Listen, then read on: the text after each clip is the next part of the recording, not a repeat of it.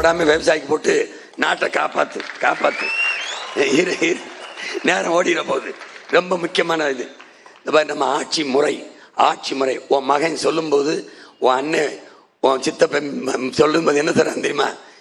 சர்வாதிகாரம் ஆட்சி செய்வேன்றாப்ல, அன்பான சர்வாதிகாரி என்றாப்ல.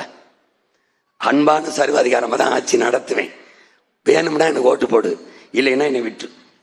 அன்பான சர்வாதிகாரமாக தான் ஆட்சி நடத்துவேன். பாரு எப்படி ஆட்சி நடத்துவேன். தன்னலமற்ற அன்பான சர்வாதிகாரம். இவனை யாருன்னு சொல்ற? சர்வேஸ்வரன்கிற. அப்படின்னா என்ன அர்த்தம்? சர்வ ஆற்றலும் கொண்ட இறை, சர்வ ஈஸ்வரன், சர்வ அதிகாரம், முழுமையான ஆளுமை, முழுமையான அதிகாரம், எல்லாம் பெற்றவன் சர்வேஸ்வரன்.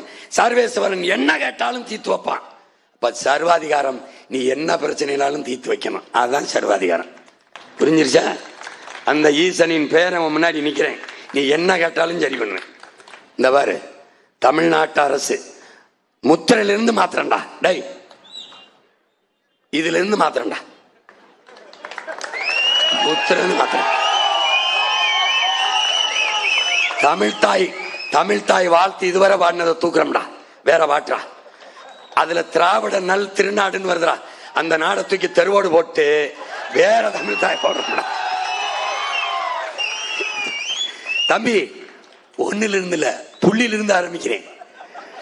எல்லாத்தையும் மாத்துறேன். தலைநகரையும் மாத்துறேன், தமிழ்நாட்டையும் மாத்துறேன். 5 தலைநகர்.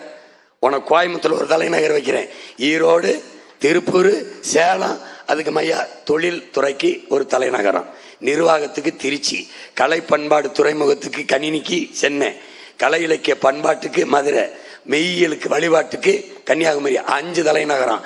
நிர்வாகத்தையும் அதிகாரத்தையும் பிரிச்சு வச்சிடறேன், அது தனியா போட்டு காட்டுறேன். இப்ப சும்மா சொல்றேன், எல்லாத்தையும் மாத்துறேங்கிறது. இப்ப நான் சொன்னவொன்னே அவருக்கு மக்கள்கிட்ட நிறைய வரவேற்பு பெறுதுன்னு தலையை எடுத்துட்டாப்ல.